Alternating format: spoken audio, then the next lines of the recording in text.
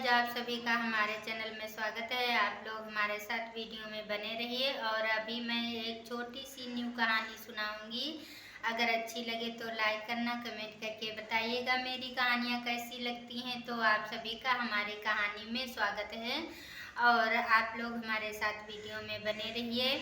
दीनापुर गांव में एक शोभित नाम का लड़का अपनी माँ सरस्वती के साथ में रहता था और उस शोभित के पिता का देहांत बचपन में ही हो गया था। तो उसकी माँ बहुत ही गरीब थी और शोभित को किसी न किसी तरह से पालती पोसती थी। जब शोभित बहुत छोटा था तो उसकी माँ जब शोभित के लिए खाना निकाल कर देती थी तो शोभित कहता था, माँ मुझे दूध भी चाहिए खाने में। तो शोभित रोता रहता था। जब शोभित रोने लगता था दूध के लिए तो उसकी माँ एक दिन अपने पड़ोस के घर में गई और कहने लगी, पड़ोसी का नाम बंसी था। उन्होंने कहा, बंसी भैया तुम्हारे यहाँ दूध है तो तुम मेरे बेटे के लिए एक गिलास दूध दे दिया करो और मैं इसके बदले में कुछ तुम्हारा काम कर दिया करूँगी।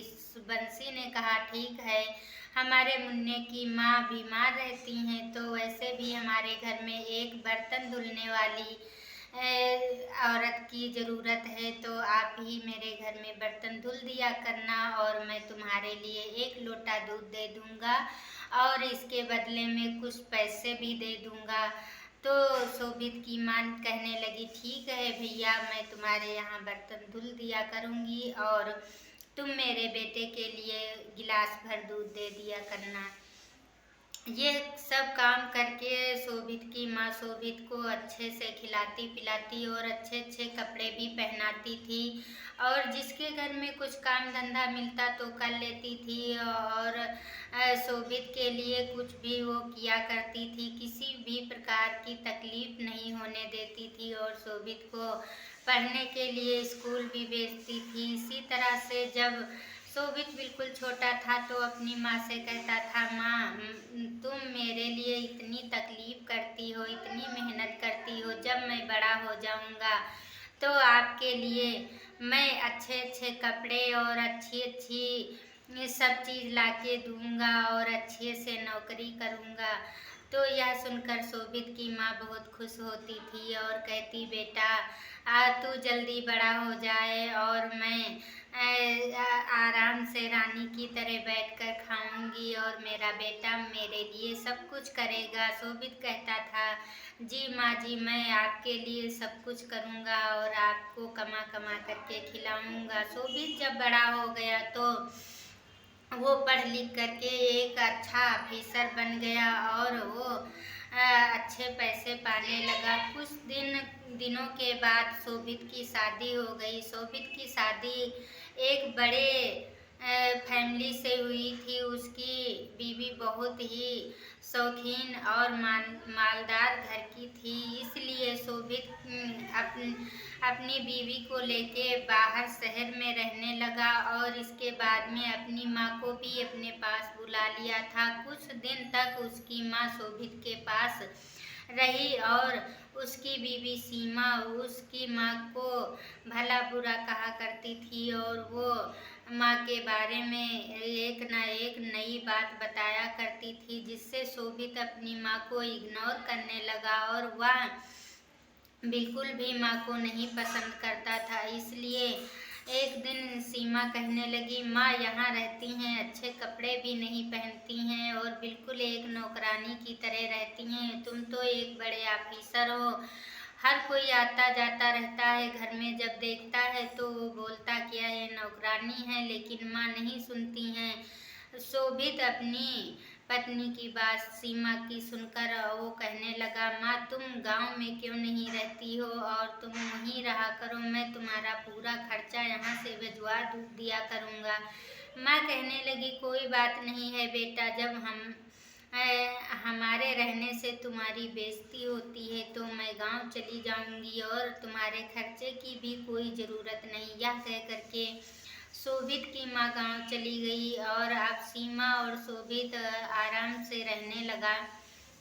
बहुत दिन हो गए थे तो शोभित अचानक एक दिन बीमार पड़ गया और उसने जब अपने शरीर का चेक करवाया तो उसके दोनों गुर्दे नहीं थे। शोभित आकर के अपनी पत्नी सीमा से कहने लगा, मेरे दोनों गुर्दे नहीं हैं। अब हमारे अंत समय आ गया है हमारा और मैं अब बचूंगा नहीं। सीमा यह सुनकर थोड़ा दुखी हुई, लेकिन उसके पे कोई भी फर्क नहीं पड़ा। शोभित इधर उधर हर कोई अपने रिश्तेदार और पास पड़ोस और हर कोई अपने दोस्त से बताया, लेकिन कोई भी गुर्दा देने के लिए नहीं तैयार हुआ, कोई दान भी करने के लिए नहीं तैयार हुआ।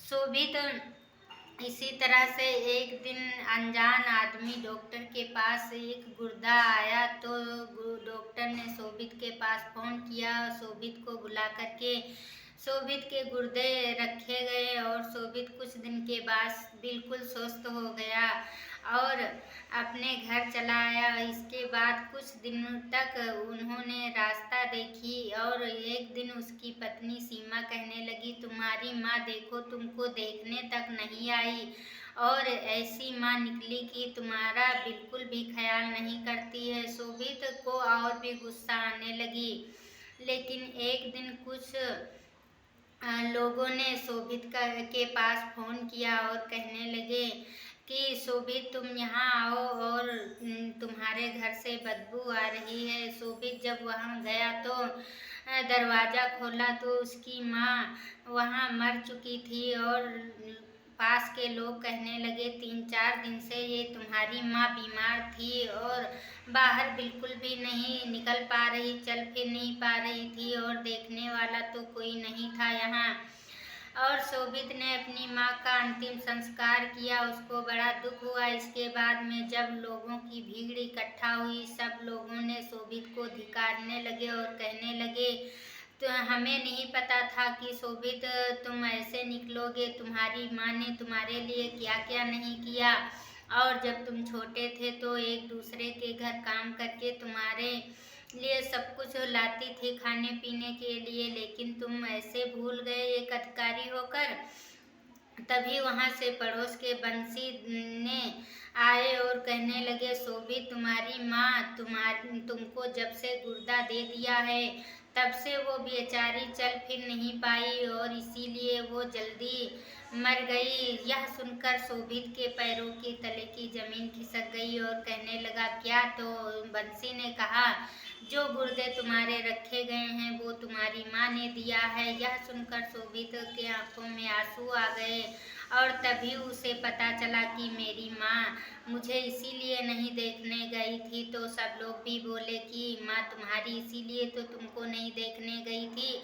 और उन्होंने डॉक्टर से कहा कि मेरे बेटे के ये गुर्दे रख देना और मैं तो वैसे भी मरने वाली हूँ, मैं कितनी जल्दी मर जाऊँ, वो मुझे सुकून मिले, तो इसीलिए तुम्हारी माँ ने तुमको गुर्दे दे दिया और जब से गुर्दे दिया है इसीलिए वो बीमार पड़ के मर गई हैं। यह सुनकर शोभित को बहुत दुख हुआ और अपने किए हुए पे बहुत पछताया और कहने लगा, काश मैं भी एक दिन माँ के पास बैठ करके कुछ बातें करता और अपनी पत्नी के चक्कर में अपनी माँ का बिल्कुल भी नहीं ख्याल रखा। उसको बहुत पछतावा हुआ। तो कहा जाता है फ्रेंड्स, जब तक माँ बाप है उनकी कद्र कर लो, जब नहीं होंगे वो लोग तभी पता चलता है। अपनी अपनी पत्नी के कहे में ना लगो और अपने माँ बाप को कभी नहीं छोड़ना। तो आज की मेरी कहानी कैसी लगी आप लोग कमेंट करके बताएंगे और तब तक के लिए बाय बाय।